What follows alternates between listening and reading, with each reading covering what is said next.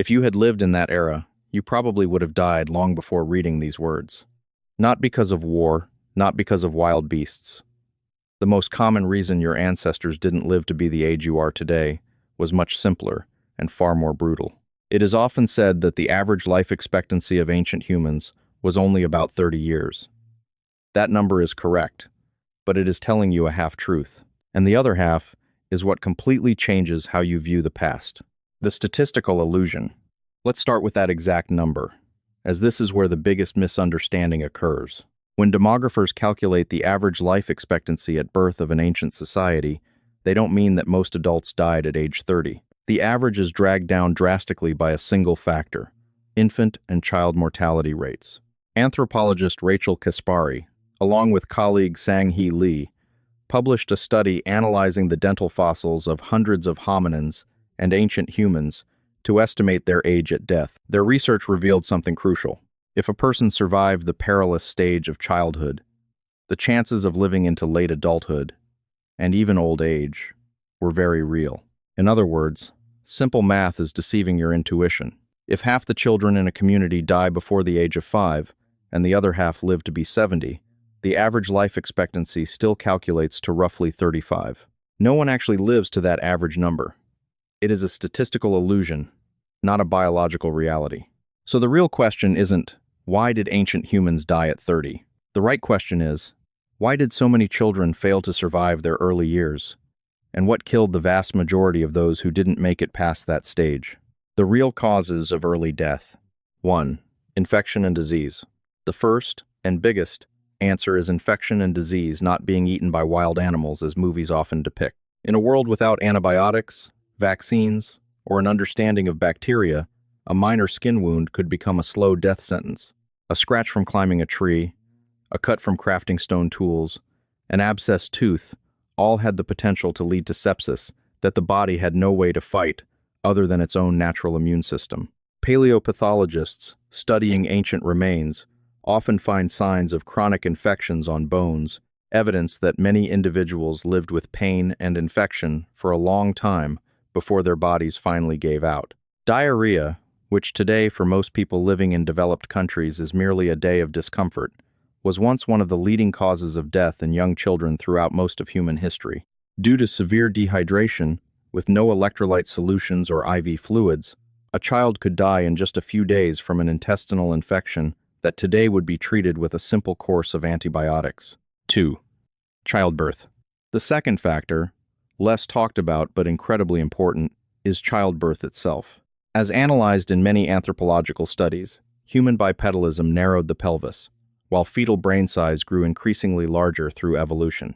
This created a true anatomical conflict, making human childbirth more dangerous than for most other mammals. In an environment devoid of modern medical intervention, safe cesarean sections, or drugs to control postpartum hemorrhage, both mother and child faced high risks of mortality at the very moment life began. Maternal death was not a rare tragedy. It was a constant fixture, deeply ingrained in the consciousness of all pre-modern communities. 3. Seasonal starvation. The third factor is seasonal starvation, something most people living in modern societies never have to face on a regular basis. Anthropologist Richard Lee, in his famous study of the Jew, Hoansi people in the Kalahari, noted that while hunter-gatherer communities had enough food most of the time, there were still periods of seasonal scarcity, especially at the end of the dry season when water and edible plants became rare. For a healthy adult, a brief period of undernourishment could be endured. But for infants, young children, pregnant women, or the elderly, that same period of starvation could be the deciding factor between life and death, especially as a weakened body reduces its ability to fight off disease. A glimpse into the past. Let's recreate a specific scenario, because abstract numbers and concepts cannot fully convey the true weight of this. You are a mother in a small band of about 25 people, living 40,000 years ago. You have given birth to 5 children.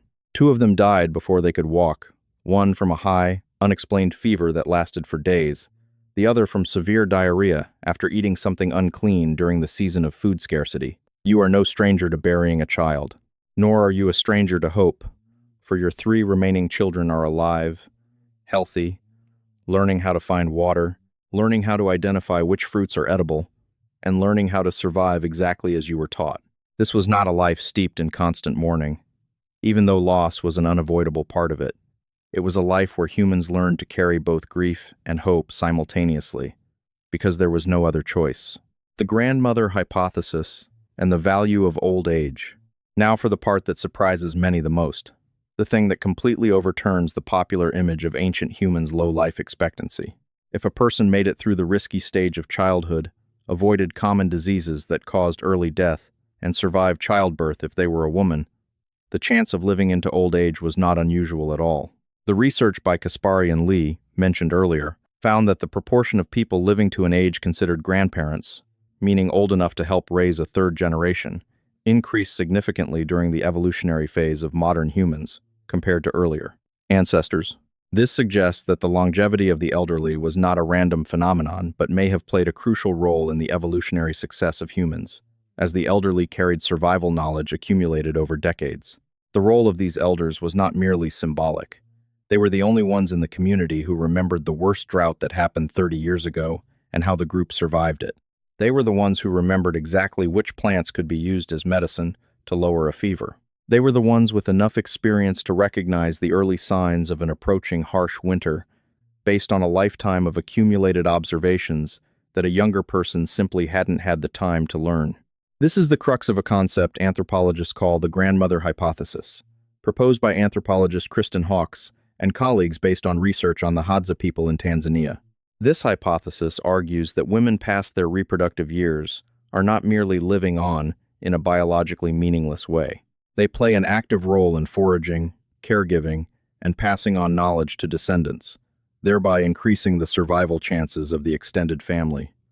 Old age, in this context, was not a neglected burden in ancient societies. It was a strategic resource. Why the misconception persists. So if old age wasn't unusual, why is the popular image of ancient humans dying young so deeply ingrained in the minds of most of us? Part of the reason lies in how the average number is misunderstood, as explained at the beginning of this video.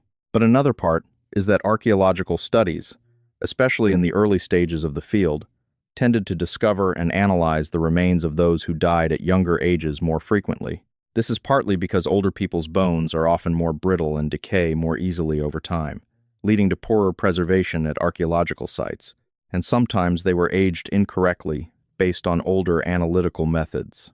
As methods for determining age through skeletal remains improved, particularly more accurate techniques analyzing tooth wear and bone density, researchers began to realize that the number of individuals living to old age in many ancient communities had been significantly underestimated in previous studies. What this means for us today. So what does this mean for you, someone living in an era with vaccines, antibiotics, clean water, and an emergency room just a few calls away? The spectacular increase in average life expectancy over the last 2 centuries, from about 30 or 40 years up to over 70 years in many countries, does not primarily come from modern humans living longer than their ancestors' inherent biological capacity. It comes primarily from the elimination of the causes of early death, especially in young children. Vaccines, clean water, medical hygiene, and antibiotics do not magically extend human old age. They simply help more people survive long enough to reach the age that the human body, fundamentally, has always been capable of reaching.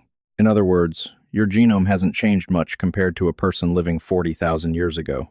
The biological capacity to live to 70 or 80 years old has always existed within the human species. What has changed is the environment surrounding that capacity, the removal of the barriers that once killed so many people before they had the chance to realize their full biological potential. Your ancestors were not physically weaker than you. They just lived in a world where every minor scratch, every fever, every childbirth was a roll of the dice, with risks far higher than what you face today. If you had lived in that era, you probably wouldn't be here to read these words, not because your body lacked the ability to survive into old age, but because the gap between birth and adulthood, in that world, was a much narrower path than the one you have walked, without even realizing how much you were protected.